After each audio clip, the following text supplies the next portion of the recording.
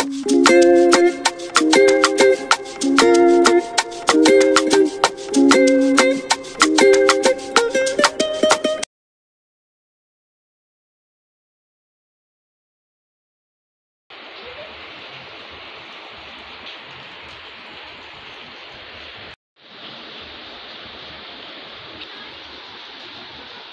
today's video guys, atong i-explore ning atong HD camera,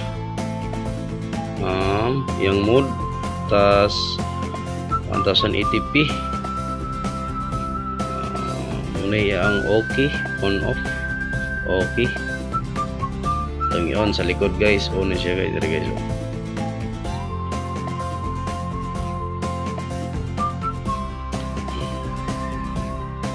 Guys, ang tao na to sa iyang kalinaw sa camera guys, dili kay siya linaw no, kali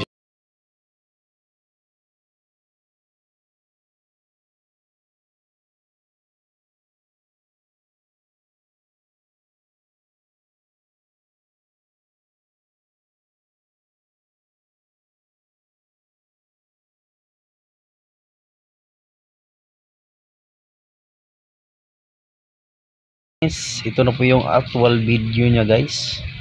Pagmasdan yung mabuti, kayo nga maghusga kung malinaw ba o hindi. Para sa akin guys, malinaw naman siya. Tignan nyo, pero wala siya magalaw ang video niya. Sa helmet ko pala to nilagay. Okay naman yung video niya mga master, kaso lang may kagalawan hindi tulad ng mga mamahaling camera.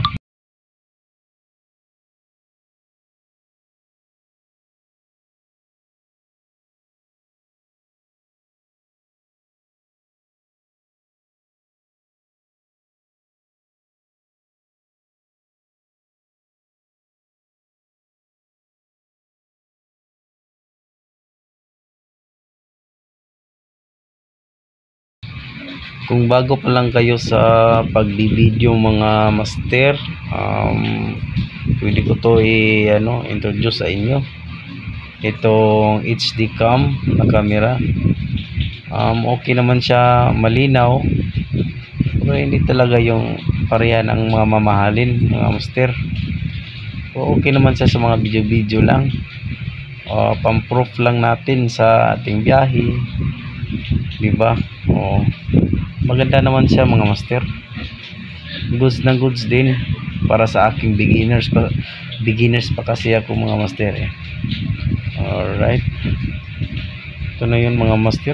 Okay naman ng stable naman siya, pero mayroon magalaw masyadong magalaw lang mga master yun. Sige lang mga master,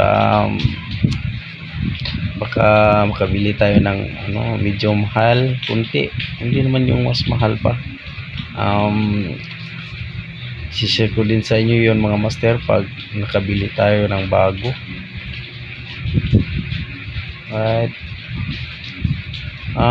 Itong highway pala mga master, dito na highway, sa airport to, airport Mactan, sa Ibo pala, dito sa amin sa Lapu-Lapu. Bumiyahe ako dahil sinundo ko yung asawa ko mga master, pauwi na kami yun. Okay naman ang daan mga master, hindi naman traffic. Traffic lang pag umaga, kasi maraming estudyante at saka labasan ng mga galing sa trabaho.